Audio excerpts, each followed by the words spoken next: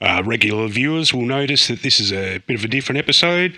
I thought I'd do like a Fallout style radio show for Outback Survival. So if you haven't played the Fallout games or Outback Survival, this might not make a lot of sense to you, but you will be happy to know that I don't really care. Enjoy the show. That I do care about. Bye-bye. Enjoy. How's it going, Outback? It's your old mate, Strontium Dingo, back once again with another quick radio show. But before we continue, here's a quick word from our sponsor. Are you tired of being cold? Why not buy one of our patented red flannel shirts today? Here at Red Flan Corps, we believe that all clothing should protect you from the cold. Bullets are cold, and that's why all of our red flannies are interwoven with military brand Kevlar. If you wear one of our red flannies, you will basically be immune to the cold and to gunfire. Red flannies! Buy one today. Please note the red flannies are not actually bulletproof. That's just a lie we made up just now, just so you'd buy our product. Also, I use the word just too many times in that sense. Folks, what's better than two dogs? That's right, one Strontium Dingo. Nah, I'm just joking. I actually met old matey Three Dog once. We actually used to hang out, but then some rando in a blue tracksuit started pestering Three Dog about, can you please help me find my lost dad or something? I don't know, I got bored, so I left. Anyway, now it's time for our first entry in the My Band's Vocalist Sounds Like Strontium Dingo for some weird reason competition. The first cab off the rank is the Phil Boss $5 with their song, Confusion. Take it away, Phil Boss $5.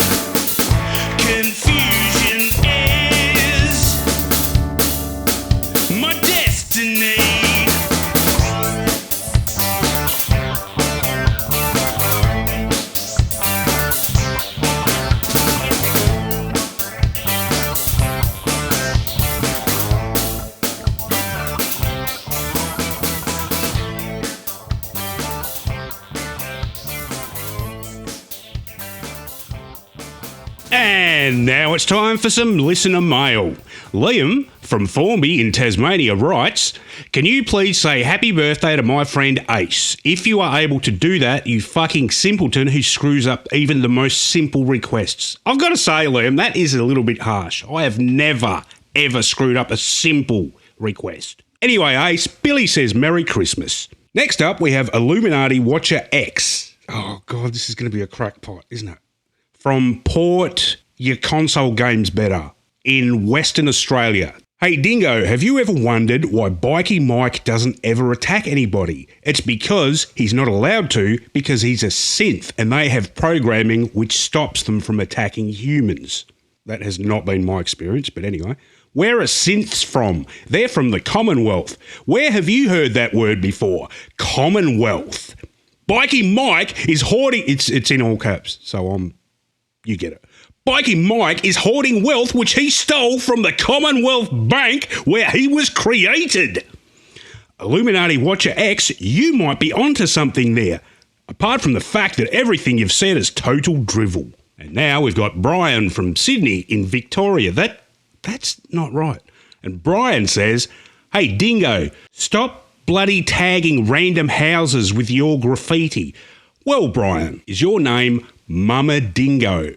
No, it's not. So don't tell me what to do. I don't have to do what you say because you're not my real supervisor.